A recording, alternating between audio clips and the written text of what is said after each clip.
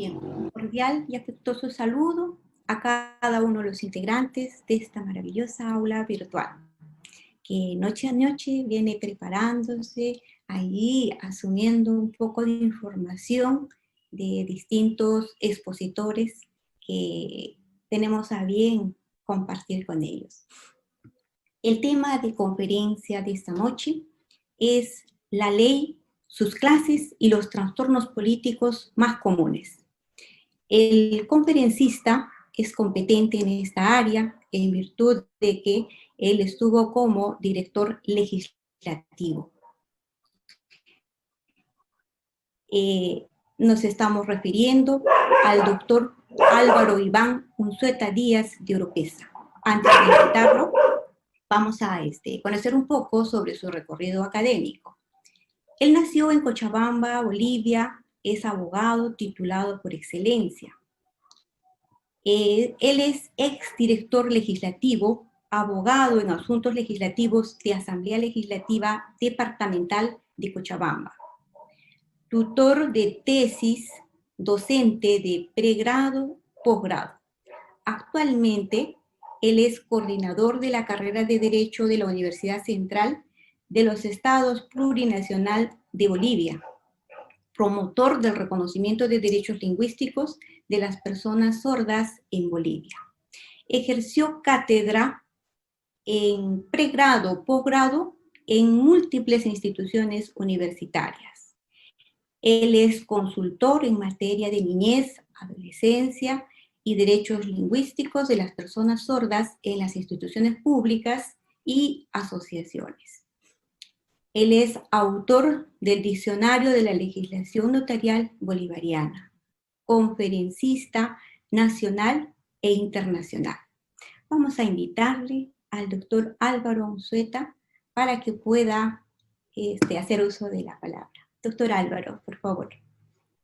Bueno, primero que nada, tengan un saludo cordial y fraterno a todas las personas que nos están acompañando.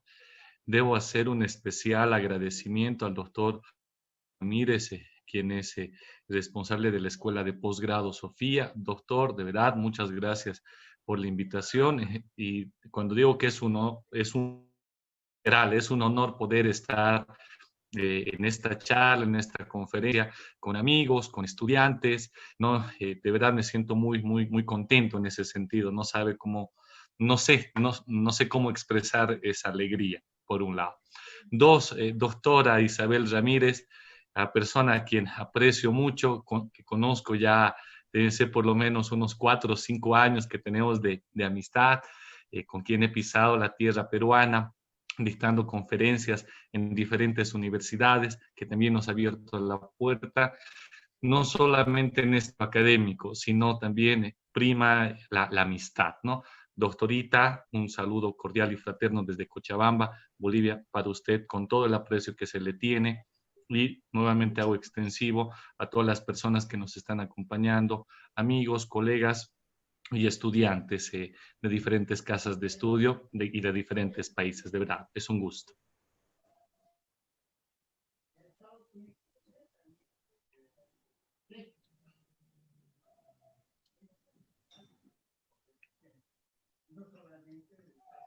Ustedes me señalan cuando tengo la orden para empezar con la disertación. Ya podemos dar inicio, doctor. Excelente, muchas gracias, de verdad. Muy bien, el día de hoy hemos escogido un tema que nos apasiona, que es con referencia a la ley, las clases y los trastornos políticos. Tengo una pequeña presentación, se les voy a ir mostrando en un segundo.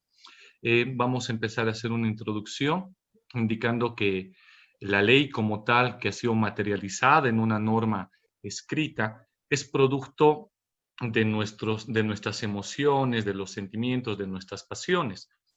Formalmente nosotros, cuando elaboramos una ley, bueno, no directamente nosotros, sino los diputados, los senadores, asambleístas o concejales, transmiten esa pasión y la materializan en una norma.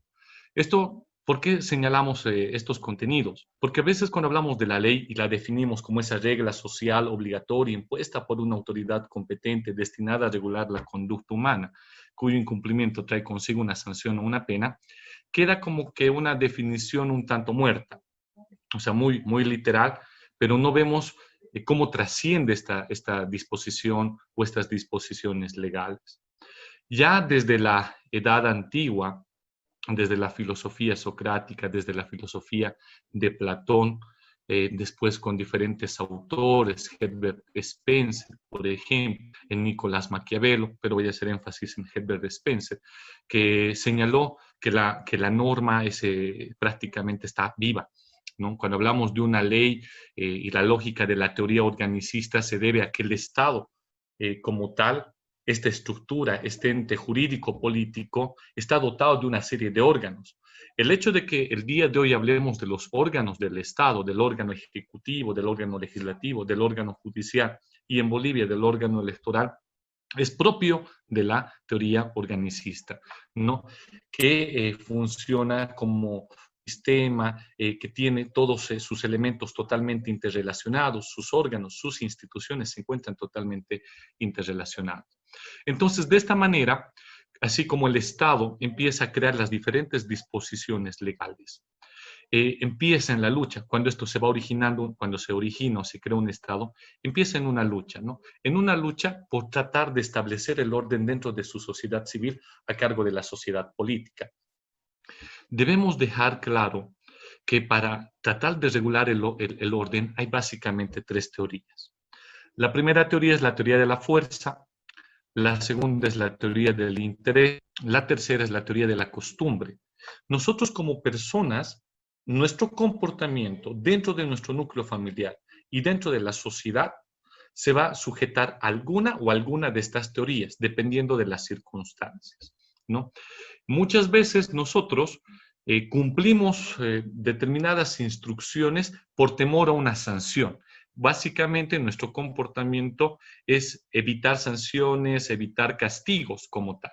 Entonces, como tal, yo me estaría sujetando a la teoría de la fuerza. La otra es la teoría del interés. La teoría del interés radica en un interés, valga la redundancia, estrictamente individual, particular, ¿no? De no verse afectado, ya sea en su integridad, en su patrimonio, cualquier otro aspecto, y decide hacer o no hacer determinadas cosas, ¿ya? Pero radica particularmente el individuo. Y la teoría de la costumbre. Todos nosotros sabemos que la costumbre deriva del origen etimológico mos, o sea, mos, costumbre, y las mores maiorum, que eran las costumbres de nuestros antepasados, justamente se encargaban de transmitirnos a través de los procesos de transmisión de la cultura, como ser la enculturación, o ya dentro de nuestro núcleo familiar, dentro de lo que sería la inculturación. Entonces, nosotros, el hecho de poder parar, frenar, saludar a alguien, diferentes aspectos, más que el hecho de que esté existente en una norma jurídica, es por la enseñanza, producto de ese aprendizaje que hemos tenido en el núcleo familiar o que la misma sociedad muchas veces nos brinda. Con esto se regula el orden social, se regula las familias, se regula la sociedad civil y se regula la sociedad civil frente al Estado. Debemos tener claro que nuestro comportamiento se va a sujetar a alguna de esas tres teorías. El Estado no puede tener esa tan buena fe de dejar en manos del individuo, es decir, el interés o la costumbre, que cumpla la norma, ¿no? O que regule su comportamiento. Es por eso que ha creado primero la Constitución. Sabemos que la Constitución, Manuel Osorio indica, acción y efecto de constituir. ¿Qué significa acción y efecto de constituir? Acción y efecto de crear. No, la Constitución es la creación. El Estado es una constitución. El Estado nace formalmente con este documento jurídico político que llamamos Constitución, que básicamente tiene tres alcances, ¿no? Primero, el de definir la forma de Estado. El segundo, de definir la forma de gobierno. Y el tercero, de regular los diferentes derechos y obligaciones de las personas. Una vez que se ha creado el Estado, en el caso, por ejemplo, de Sudamérica, que han pasado por un proceso de independencia, el caso de Bolivia, de 1809 a 1825, pasa por este proceso de independencia, este proceso revolucionario para la creación del Estado. debemos señalar que no nace precisamente con un sistema jurídico, sino más bien nace con un ordenamiento jurídico. ¿Qué quiere decir esto de ordenamiento jurídico? Que aún no existe un grado de consistencia entre lo que es el Estado, sus órganos e instituciones y su relación con la sociedad civil, ¿no? Las normas propias con las que cuenta este Estado, es más, ni siquiera, perdón, me retracto, o sea, las normas de este Estado formalmente ni siquiera son propias, ¿no? Muchas veces se debe a los diferentes reinos a los que pertenecía, ¿no? Ya sea de España, Inglaterra, etc. Entonces, en la medida que se van aprobando diferentes disposiciones legales dentro del Estado, este nivel de consistencia, este nivel de equilibrio y de relación se va haciendo más firme. Entonces, en el transcurso del tiempo se va creando un sistema jurídico propio. Sabemos que un sistema jurídico se caracteriza por la interrelación de sus diferentes elementos e instituciones entre sí, que cuando uno de ellos se ve afectado necesariamente repercute en los demás. Para esto me gustaría ya empezar a compartir parte de una presentación. Den un segundito, si son tan gentiles. Ahora sí, para poder visualizar un poco mejor lo que estamos señalando. Bueno, estamos acá con de lo que son la ley y sus clases de los trastornos políticos. Habíamos hecho, ¿no?, que es el Estado como dotado de todos sus elementos en el transcurso a tratar de, o sea, nace con un ordenamiento jurídico, pero después convertirse en un sistema. Estamos proyectando justamente esto. Como habíamos indicado, un sistema se caracteriza por la relación de sus diferentes elementos entre sí, que cuando uno de ellos se ve afectado, necesariamente repercute en los demás. ¿Qué estamos proyectando acá? La relación de estas diferentes instituciones y elementos, desde un nivel municipal, ¿no?, en el lado derecho, desde un nivel nacional en la parte del centro y con imagen desde el nivel departamental. Si bien todas tienen las características de leyes, o sea, pertenecen o integran el concepto, los alcances desde el nivel territorial son distintos, ¿no? Entonces tenemos diferentes disposiciones legales que pueden ir aprobando en el transcurso del tiempo. Claro, esto a los diferentes tipos de competencias que tiene el Estado. Cuando nos hablamos de la ley, ya hemos dado una definición. Debemos recordar su origen etimológico. El origen etimológico que se nos viene a todos nosotros a la mente es lex, ¿no? Justamente el hecho de poder leer. Pero la palabra ley también a su vez se origina en otros 4 conceptos, ¿no?, de origen latín. Estamos hablando de legere, ligare, legare y eligere. Entonces, si empleamos la palabra, quiere decir el hecho de poder leer. Ligare, este tema de la unión, ¿no?, de la relación que se va a crear entre la sociedad política y la sociedad civil a través de la ley. Ligare, ligar, unión. La otra palabra, eligere, ¿qué hacen los concejales? ¿Qué es lo que hacen los asambleístas? ¿Qué es lo que hacen los diputados y los senadores? Cada año tratan de identificar diferentes necesidades en la sociedad.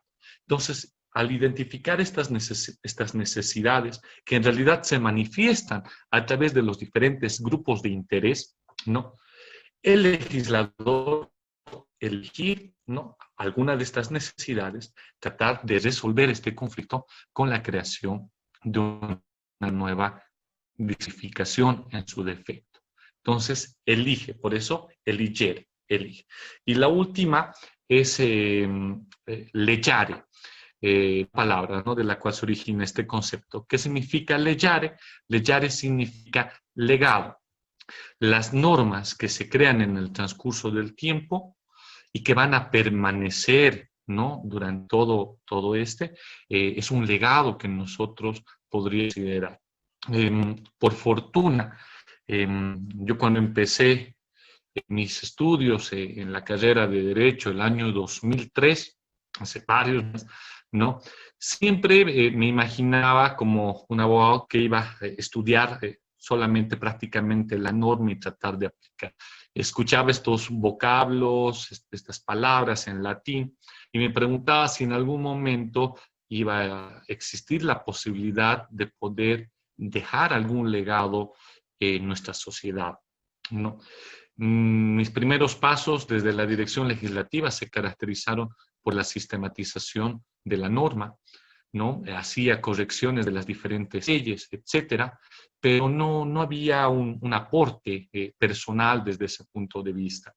Fue recién desde los últimos 2 años atrás que empecé a trabajar como promotor en el ámbito de los derechos lingüísticos de las personas y a la fecha, bueno, ya tengo más de 9 disposiciones aprobadas, ¿no? En toda Bolivia.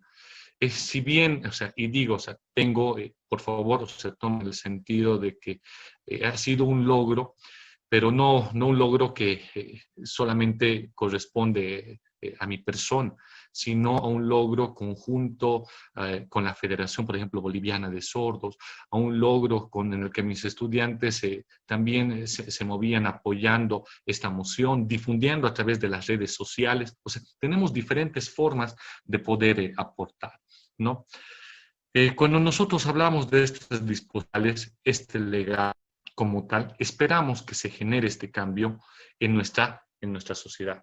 La ley y la constitución como tal, por sí solas, no generan un cambio. Tenemos que buscar disposiciones que por su naturaleza sean operativas. ¿Ya? Todos nosotros hemos manejado o manejamos lo que es la pirámide de Kelsen y el reloj de arena de Felipe Trednica Basto, ¿no?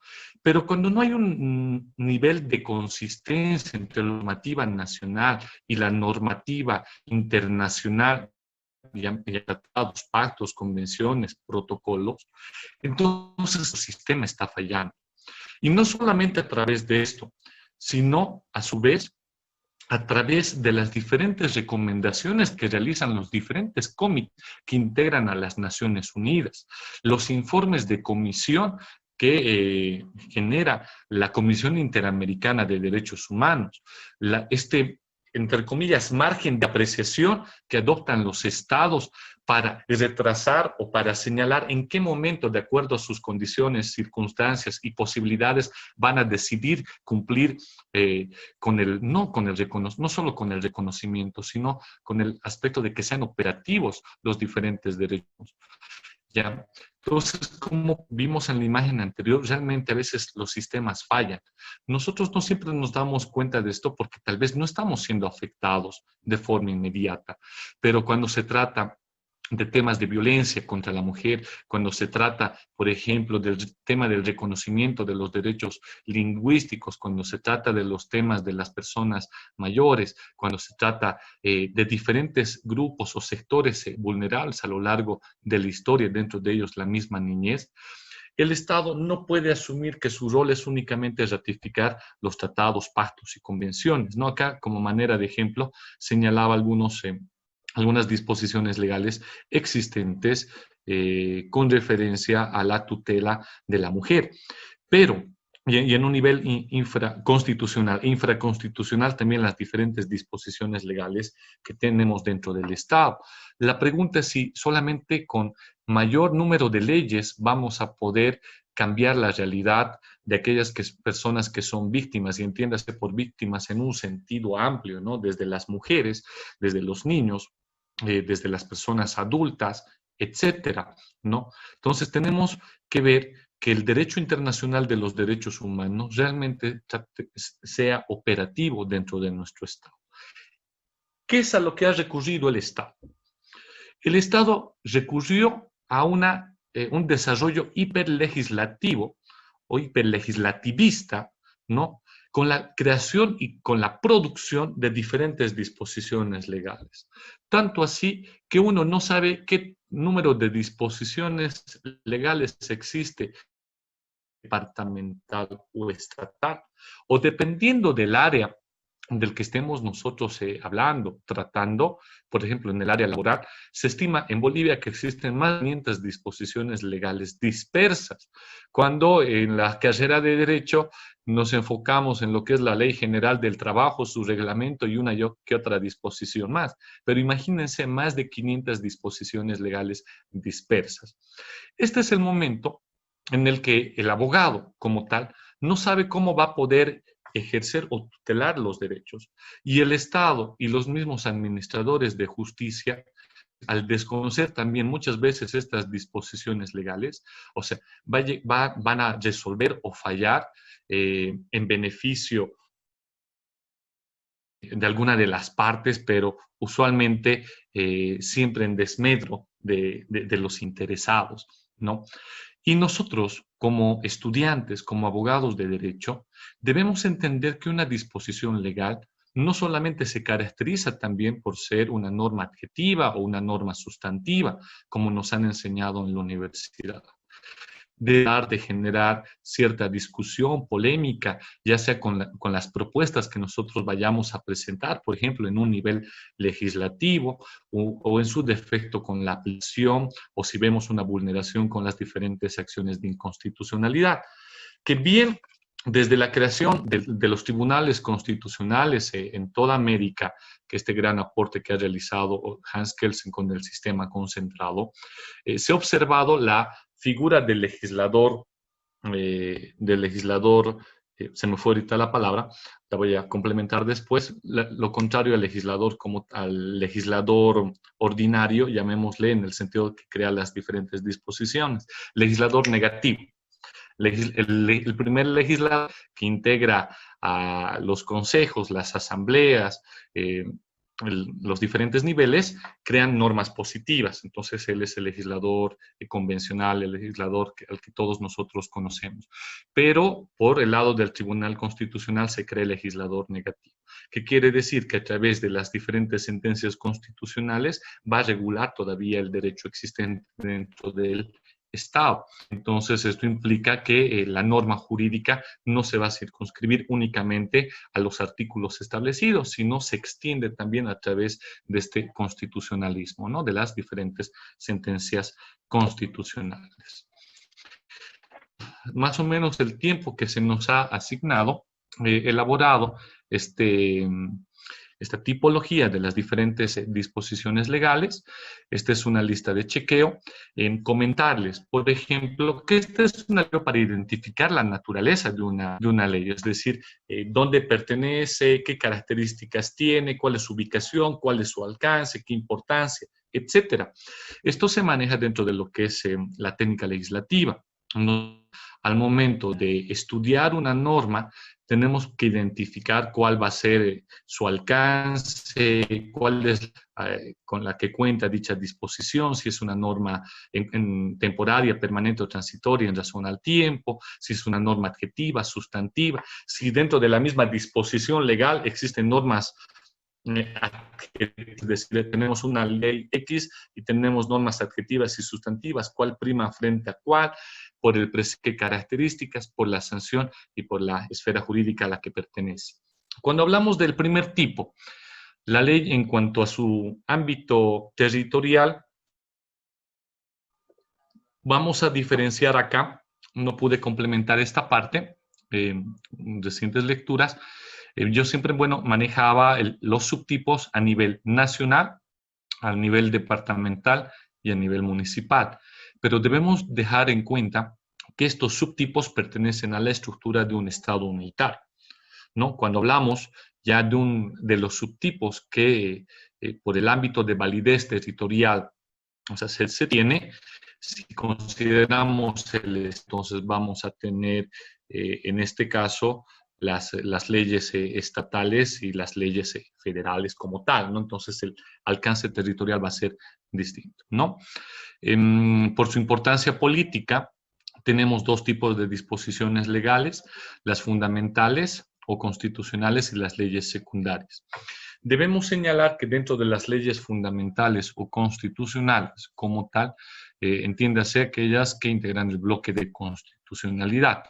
Es decir, primero la Constitución, ¿no? Si tomamos en cuenta nuestro reloj de arena, o sea, viendo de abajo hacia arriba, ¿no? La Constitución, luego estarían los tratados, pactos y convenciones ratificados dependiendo del sistema al que pertenece.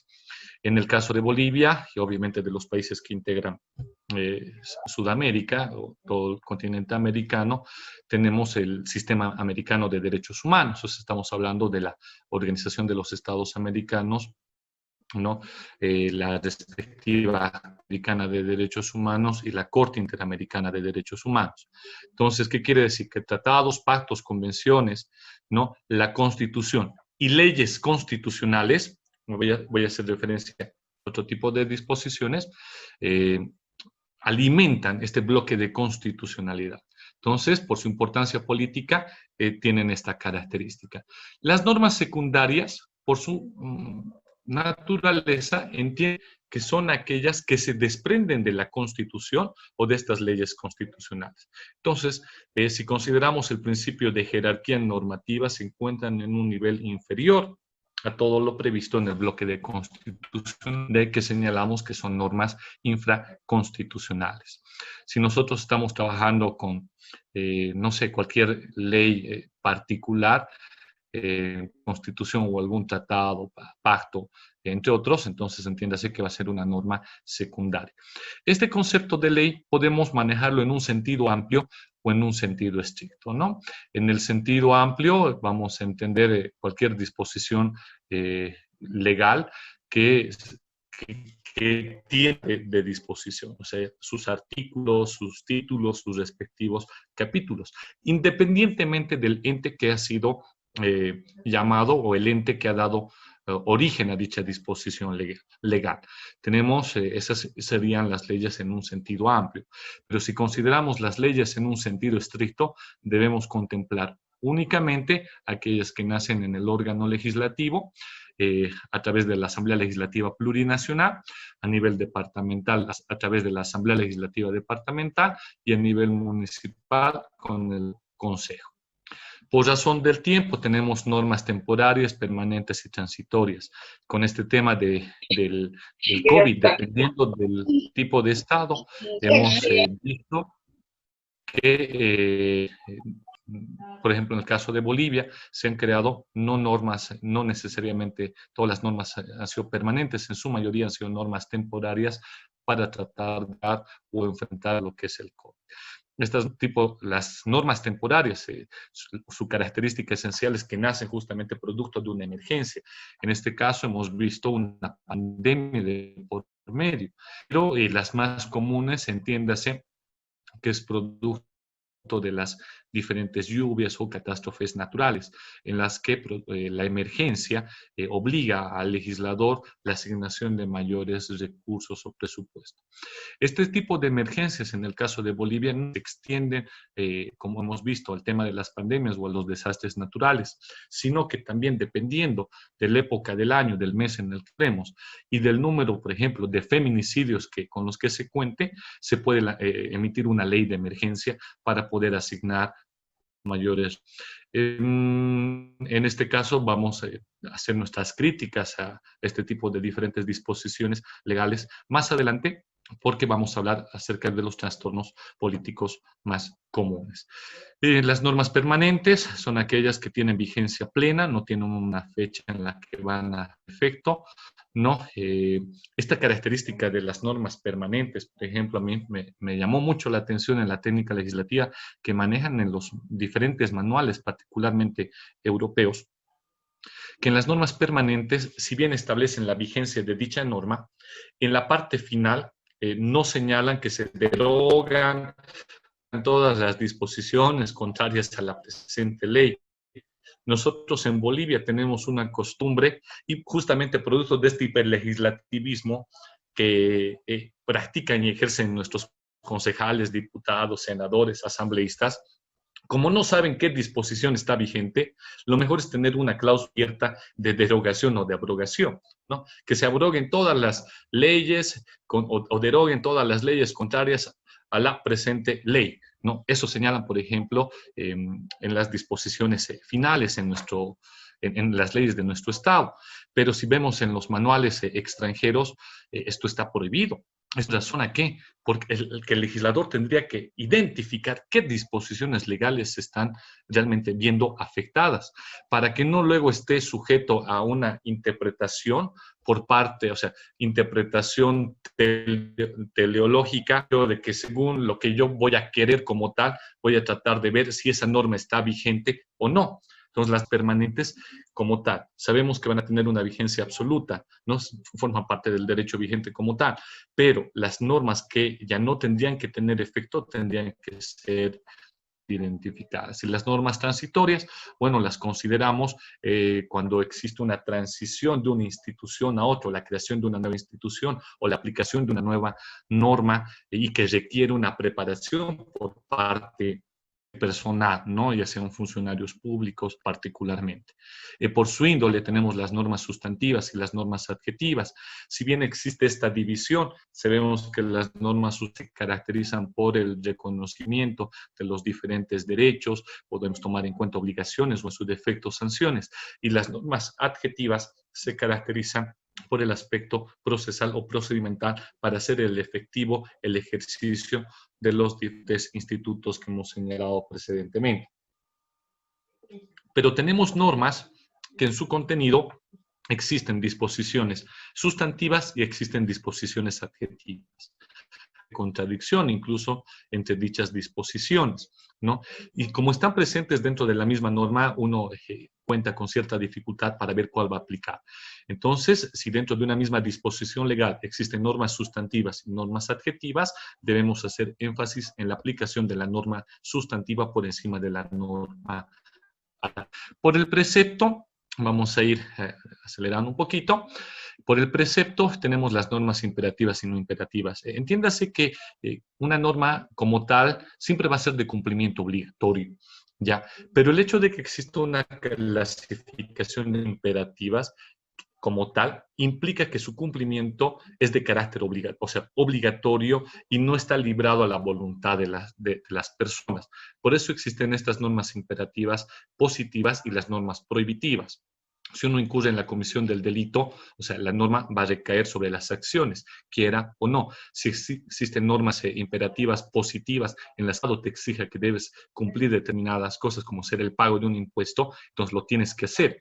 Pero existen normas por su naturaleza que pueden ser no imperativas, que pueden ser graciables, facultativas o permisivas. ¿Qué quiere decir esto? Un ejemplo. Antes señalamos que es una norma imperativa el hecho de tener que pagar un impuesto por una transferencia, digamos, de un vehículo. Pero la norma en cuanto a la disposición de querer vender o no ese vehículo es por su precepto, es una norma no imperativa de carácter facultativa. ¿Por qué? Quiere decir que yo como individuo puedo decidir si vendo o no dicho objeto, ¿no? En el caso del matrimonio, o sea, mi persona decide si se casa o no. En el caso del estudio, de la misma manera. Entonces son normas no imperativas de graciable o permisivo. Cuando pasamos al siguiente respecto a la sanción, tenemos, entiéndase que la sanción es el equivalente a la aprobación de una norma. ¿No? No estamos hablando de sanción dentro de los alcances que prevé o establece el derecho penal, sino de que es el derecho parlamentario. Existe una sanción doble, existe una sanción simple y una normas sin sanción como tal, ¿no? De la sanción refiere a la intervención del órgano legislativo y también al presidente como tal va a terminar haciendo de un mismo ente legislativo una promulgación supletoria, llegaríamos a tener a veces una doble sanción. ¿Listo? Por la esfera jurídica a la que pertenece tenemos el derecho público y el derecho privado. Entonces, en función a la división legal, si estamos regulando las relaciones civiles como tal, en algún caso se puede extender alguna relación comercial, van a operar dentro de la esfera del derecho privado, pero formalmente todas las diferentes disposiciones de derecho penal, tributario, todas aquellas normas que se les vengan a la mente, van a pertenecer a la esfera jurídica del derecho público. ¿No? Acá hemos elaborado una lista de chequeo. Todos aquellos que gusten tener la presente diapositiva, ¿no? Pueden escribir en el Face, etcétera, para que les haga llegar, ¿no? A través de un email. O vamos a hablar acá con la doctorita para también remitir a la institución. Cuando hablamos de estas características de la ley, ya una vez que hemos llegado a conocer dicha disposición legal, cuál es su ámbito de validez territorial, qué alcances tiene en cuanto a cuál es el respaldo, es una norma permanente o no, sustantiva, adjetiva, está regulando el orden social a nivel privado o dentro de, en un nivel público, entendido sociedad civil y sociedad política. Una vez que conocemos todo esto, entonces debemos analizar si esta disposición legal con la que estamos tratando, que estamos analizando, tiene de por medio algún trastorno político. ¿Ya? ¿Qué estamos apuntando? Así como habíamos manifestado en un inicio que el individuo que aprueba las leyes va a llevar esa carga emocional, esa idea de justicia, ¿no? De lo que él puede considerar por correcto o justo y que se va a materializar en una discusión. Muchas veces puede alejarse de lo que es del mismo espíritu para el cual ha sido creado. Acá es donde nacen, por ejemplo, acá ya dejamos de compartir, ¿no? Acá es cuando nacen los trastornos políticos. Los trastornos políticos quiere decir que se va a afectar el comportamiento, ¿no? O se va a afectar en su defecto la relación existente entre la sociedad civil y política, producto de la aprobación de una ley que va a ir en desmedro de nuestra misma sociedad.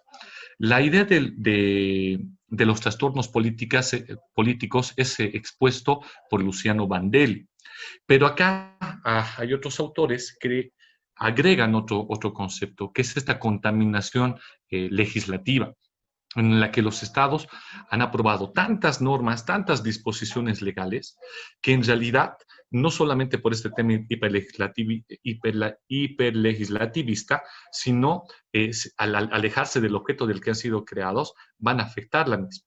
Una de ellas, por ejemplo, es la legislación obsesiva, ¿no? Que tiene una fijación de justicia.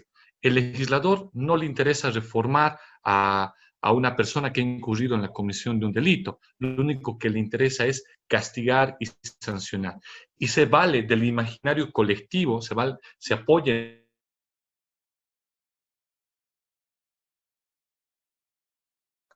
con restringiendo en su defecto los mismos. Entonces, esta, por ejemplo, es una característica de la legislación obsesiva.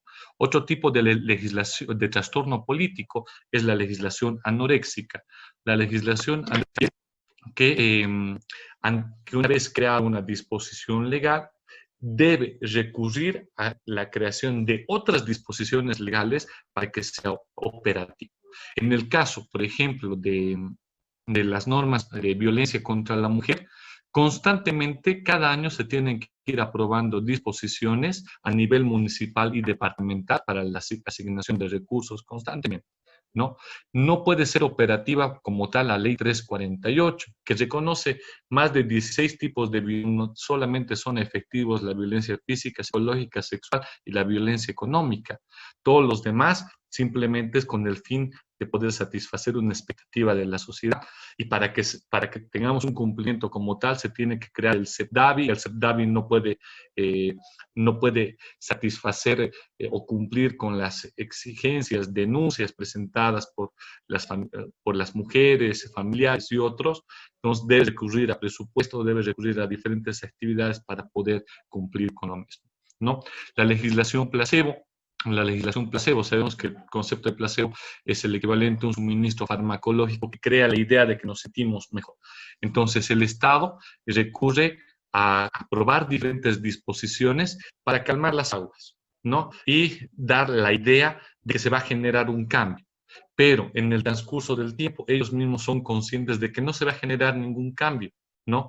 Pero cuando las personas ya empiezan a reclamar o se dan cuenta de la ausencia de eficacia, por ejemplo, en la administración de justicia, suelen aprobar una nueva ley.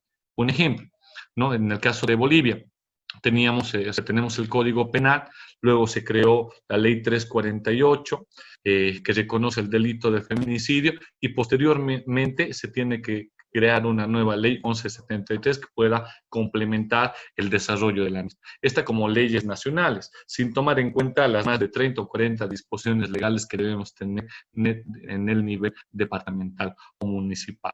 Pero como la sociedad empieza a reclamar, entonces se tiene que crear nuevas disposiciones, nuevos reconocimientos para poder dar apertura, ¿no? Luego tenemos la legislación autista. La legislación, doctorita, me avisa si tengo pocos minutos o si ya debo ir dando. Sigue con normalidad, Álvaro. Gracias, gracias, doctor. Está muy Gracias, interesante doctor. el tema. Adelante. Muy gentil. La legislación autista, o sea, el autismo es un trastorno donde existe una ausencia de comunicación. La legislación autista creo que la hemos vivido absolutamente todos, o sea, particular de la pandemia. ¿Qué quiere decir legislación autista? Donde el Estado confía, pero confía en exceso de su equipo profesional y mantiene al margen equipos profesionales también, pero que integran a la sociedad civil. Los mantiene al margen a los grupos de interés, ¿no? A las personas particularmente afectadas, si nosotros queremos señalar, ¿no? Las mantiene al margen.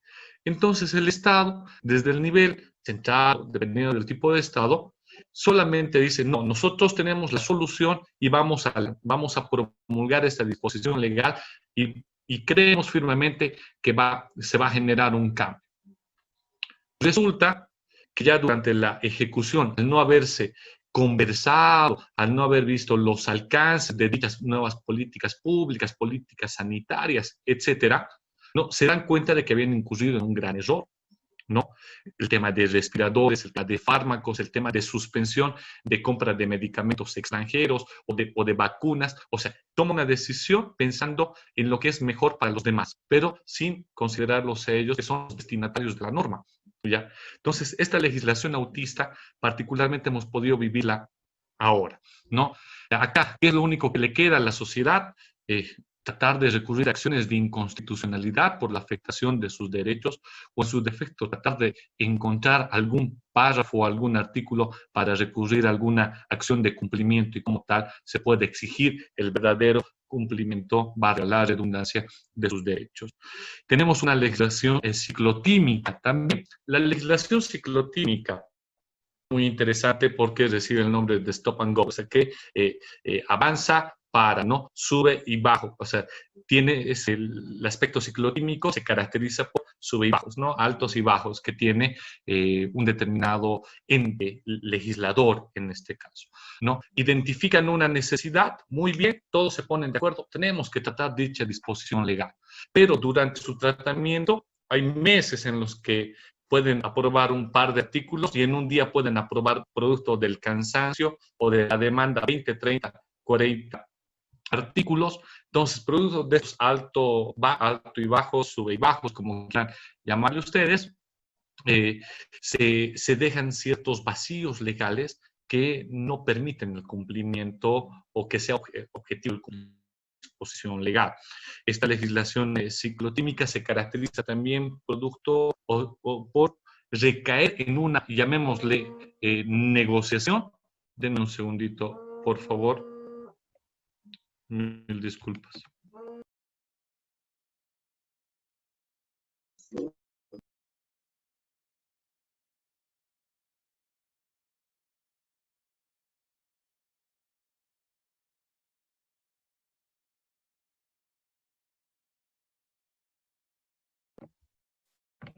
Muchas gracias por los segunditos de su paciencia. Era algo que tenía que atender, si no íbamos a estar con algún sube y bajo también acá, con algún trastorno, pero de forma presencial, ¿no?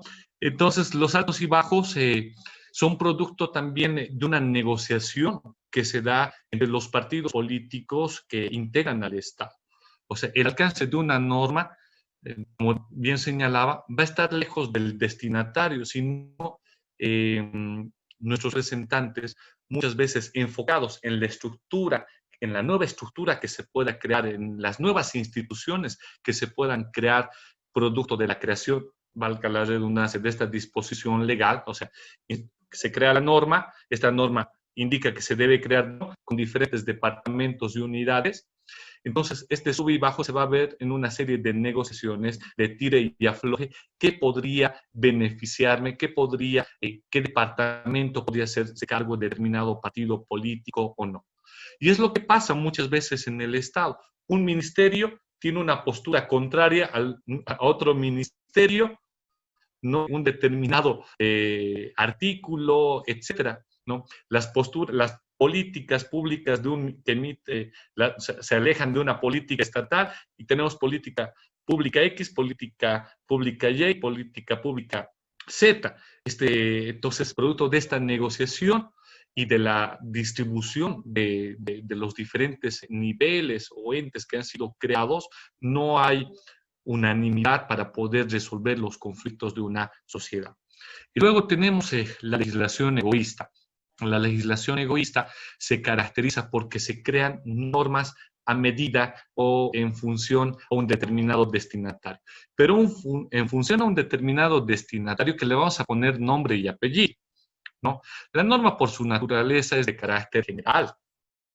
Esta legislación egoísta trata de beneficiar determinadas instituciones. En el caso de Bolivia tenemos muchas leyes en las que por fines o por intereses político-partidarios se les ha asignado presupuesto o se les ha asignado por un tema de estabilidad, no diferentes infraestructuras, pero que dependiendo del grupo de interés, si hay algunos que no tienen la misma fuerza como tal, no se van a ver beneficiados por esto. Entonces, acá su origen ya se observa en el mismo derecho romano. Debemos recordar que en Roma trabajamos con tres tipos de leyes, ¿no? El jus comune, el jus singulare. El jus comune nos queda claro porque es norma de aplicación general para todos. Esa es la idea de una norma. Pero el jus privilegium, que todavía está vigente y obviamente tiene que estar, porque va a tratar se va a desarrollar considerando la equidad, no necesariamente la igualdad. Se va a tratar de que aquellos grupos que históricamente han sido desplazados puedan escalar o estar a la altura de todos, ¿no? Y el jus singular que señalaba, que se caracteriza por normas que llevan nombre y apellido del destinatario, y que en el caso de Bolivia tenemos muchos. Estos llegarían a ser los trastornos políticos más comunes. La creación de esta tipología como tal está a cargo de Luciano Bandelli, ¿no?, justamente en su publicación Trastorno de las instituciones políticas, y lo que hemos hecho acá es tratar de darle ese toque práctico con las experiencias legislativas que hemos tenido aquí en Bolivia y de repente, por analogía, tal vez en algún otro país, ¿no? Con esto estaría un poquito cerrando esta disertación, salvo que tengamos algún protocolo por medio, ¿no? No sin antes, les doy siempre las gracias por haberme escuchado. Muchísimas gracias, doctor Álvaro Unzueta. Un tema bastante interesante y bueno, estamos muy contentos con su exposición. Vamos a pedir a ver por ahí tiene alguna interrogante, alguna inquietud, pueda por favor ahí escribir o pueda solicitar también de repente ahí con la manito.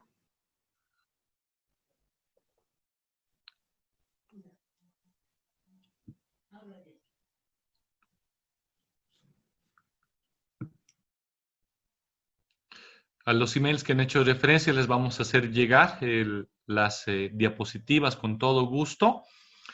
Voy a agregar una de los trastornos políticos para que puedan, ¿no?, justamente trabajar con las mismas. Gracias por señalar sus emails, etcétera. Les vamos a hacer llegar. Yo creo que no tenemos preguntas, están más bien al contrario ahí contentos, le están agradeciendo la exposición y bueno, nos ponen felicitaciones, excelente ponencia. Sí, en verdad, felicitaciones, doctor Álvaro. Muchísimas gracias.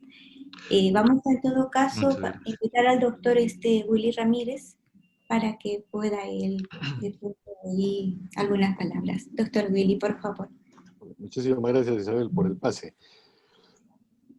Bueno, es una brillante exposición que nos ha graficado ¿Cuál es el sentido que la ley tiene en el Estado de Derecho y en nuestra sociedad como tal? Hay un interesante dicho en latín, voy a ver si lo recuerdo. Ordinatio rationis in bonum comune ad eo qui communitatis promulgata. Que no es otra cosa que el mandato de la razón para el bien común y que es promulgado por el pueblo y por medio de sus representantes, y que sus representantes no pueden ir en contra del sentir o el clamor popular. Bueno, y lamentablemente en nuestros países latinoamericanos, y por qué no decir iberoamericanos, esto no necesariamente se cumple.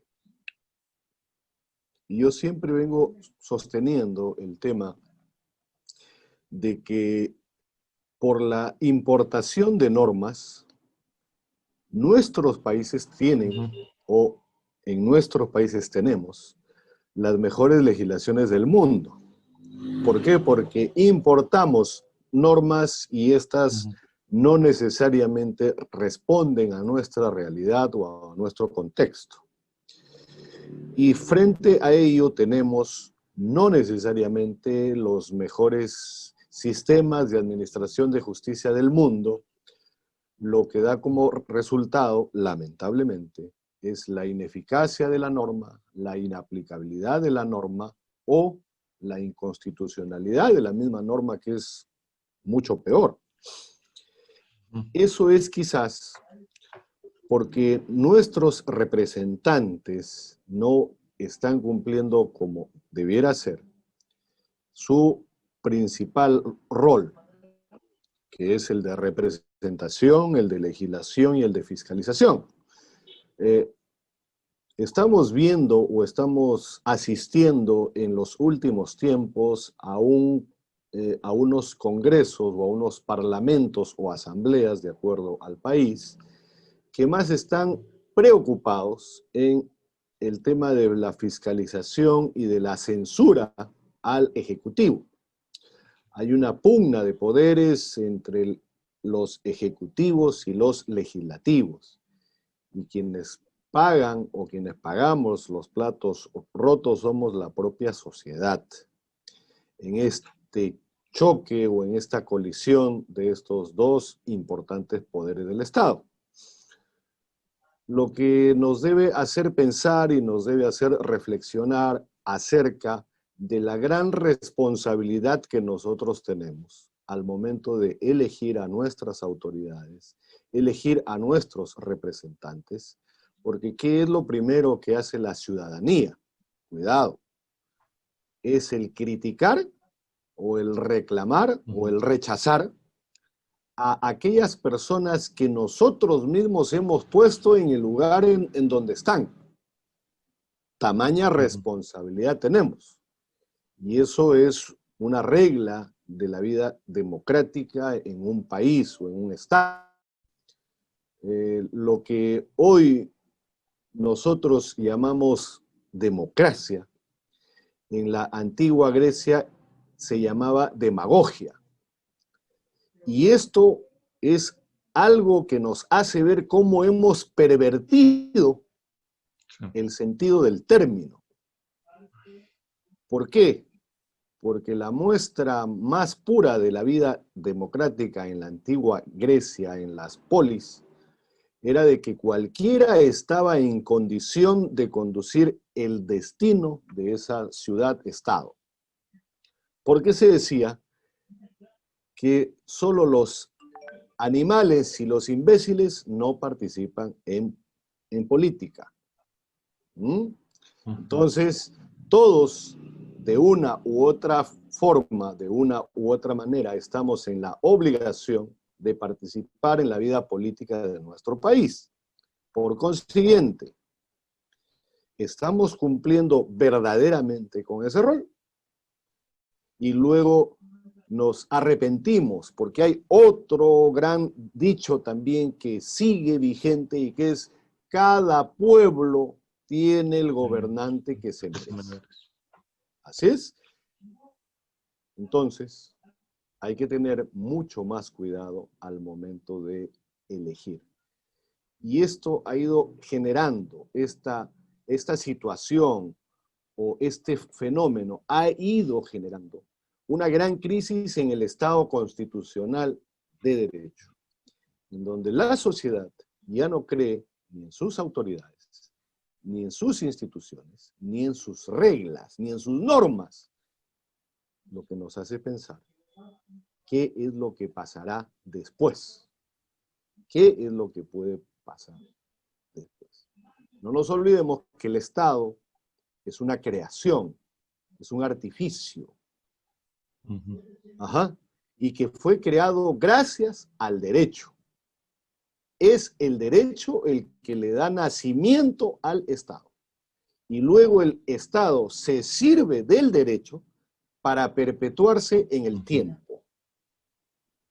Entonces, si hay que replantearnos el Estado, si hay que replantearnos el derecho mismo, si la sociedad avanza a un ritmo vertiginoso y se habla de una nueva sociedad, la sociedad de la información, otros ya van mucho más allá en la sociedad del conocimiento, significa que el derecho tiene que avanzar conforme avanza nuestra sociedad.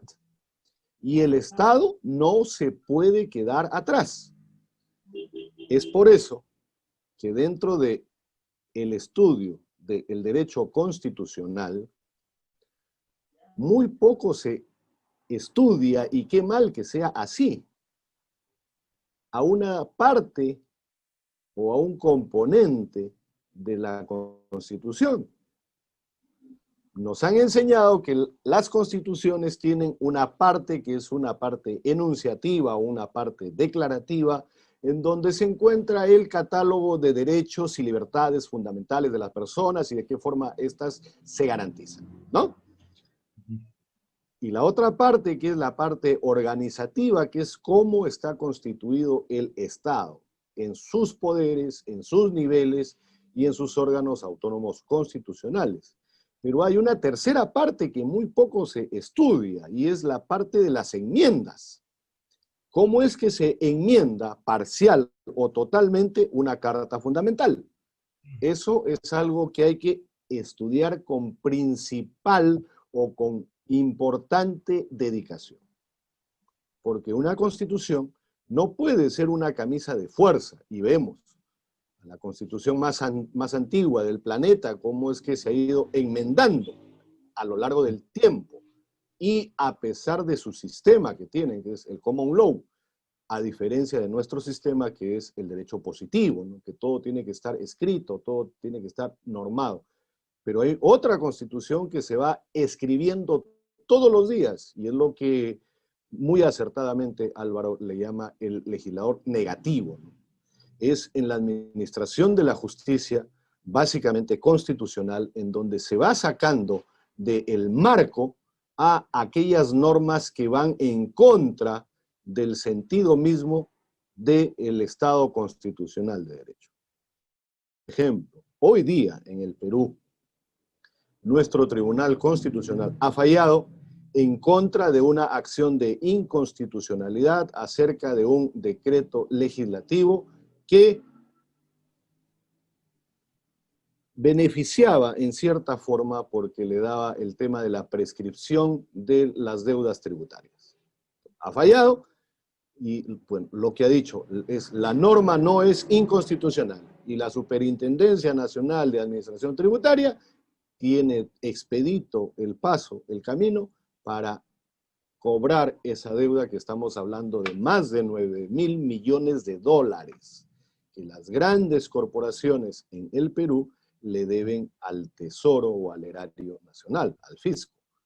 Eso es algo que yo estoy completamente seguro que si el tribunal fallaba de otra manera, iba a suscitarse un gran problema en el ámbito político y en el ámbito social.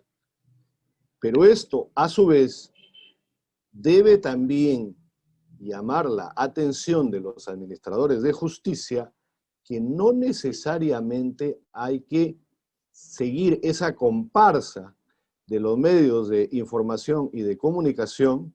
¿Por qué? Porque ahora se ha mediatizado la justicia. Bueno, la política siempre estuvo mediatizada, pero ahora hasta la justicia. Tanto así,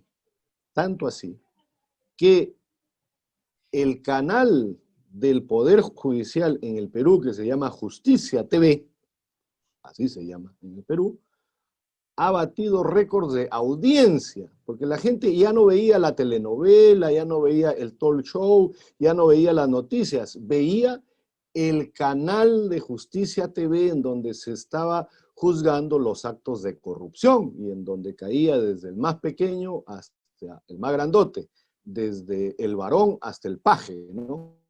Todos caían. En ese sentido, hay que ser lo suficientemente responsable al momento de ejercer nuestro derecho a elegir. Hay que evaluar qué es lo que propone realmente y que esa propuesta sea coherente. Y por eso, a lo que hoy llamamos democracia, los griegos le llamaban demagogia. ¿Y por qué? ¿Por qué será la pregunta? Porque la demagogia es precisamente ofrecer el oro y el moro y después no importa, así no cumplas, con tal de llegar al poder. Y eso es lo que viene sucediendo. Ya lo hemos vivido en unos regímenes autoritarios, regímenes autocráticos que tanto daño le han hecho a los estados latinoamericanos. Ya no estamos para eso. Estamos en otros tiempos donde hay otras ideas y en donde formamos parte de una comunidad internacional que es la aldea global. Álvaro, es un verdadero honor y es un verdadero placer haberte tenido esta noche en Sofía Escuela de Posgrado y decirte desde ya que esta es tu casa, esta gran aula que es Sofía, está abierta para ti y para todos los hermanos bolivianos e iberoamericanos. Esta es la conferencia número 87. Estamos en la semana 18 de conferencias ininterrumpidas. Y en estas dos últimas semanas ya de ámbito internacional, gracias al desprendimiento y a la colaboración de Isabel Ramírez Peña, quien ella es la artífice de que estas semanas internacionales sean posibles.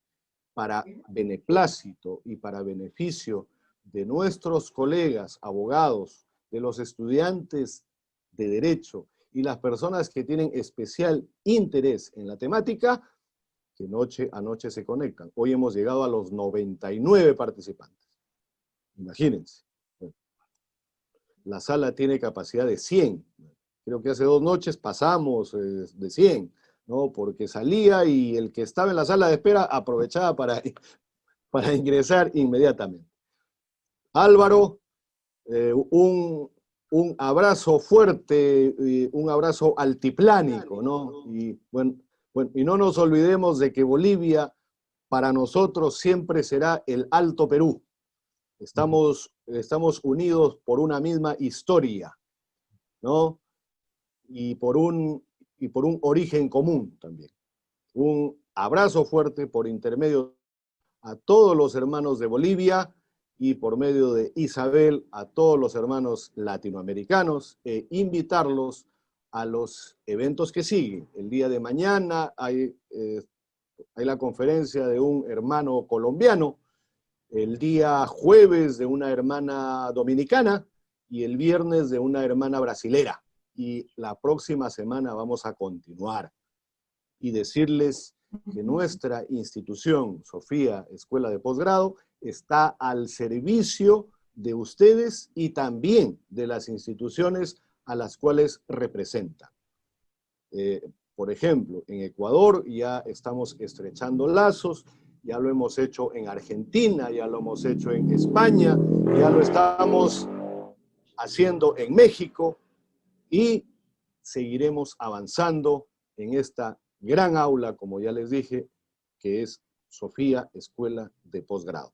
Un abrazo fuerte, Álvaro, hasta Cochabamba. Un un abrazo fuerte, Isabel, y para los casi 100 participantes en esta noche, invitarlos a que se conecten mañana a las 19 horas, hora de Lima, ¿ok? Para el evento importante acerca de las pruebas ante la Corte Interamericana de Derechos Humanos. Nosotros estamos dentro del Sistema Interamericano de Derechos Humanos y es de vital importancia este tema. Álvaro, hasta la próxima y reitero el abrazo fuerte y sincero. Isabelita, igualmente. Hasta mañana. Muchas gracias. Cuídense, un fuerte abrazo, que descansen bien, muy buenas noches y el agradecido soy yo. Que les vaya muy bien, que descansen bien. Gracias.